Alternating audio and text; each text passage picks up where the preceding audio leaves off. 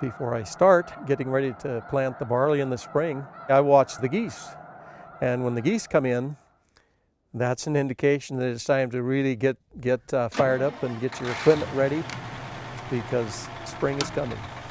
The incredible bird migration that moves through Freezout Lake Wildlife Management Area has close ties to the agricultural operations on the nearby Fairfield Bench. First off, the water source for Freezout Lake is actually excess irrigation water developed into a waterfowl management area in the early 1950s. The birds come to these stubble fields to refuel on mainly malting barley that was left behind during last fall's harvest.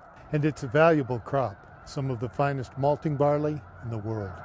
Their rest and refueling is all about timing. They like this malt barley, I think, up here because it probably is a really good food source. It's readily available for them on top of the ground.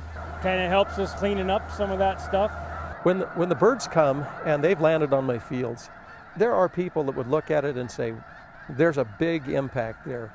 Most of the time, the snow geese have moved on before I've ever planted.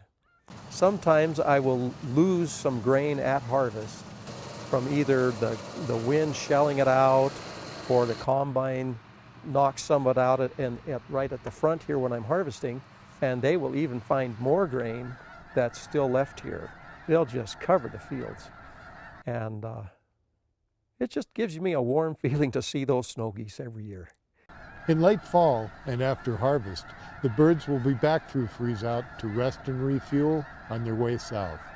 And just as it is in the springtime, everything depends on the birds' timing. This is Mike Gurnett, out with Montana's Fish, Wildlife, and Parks.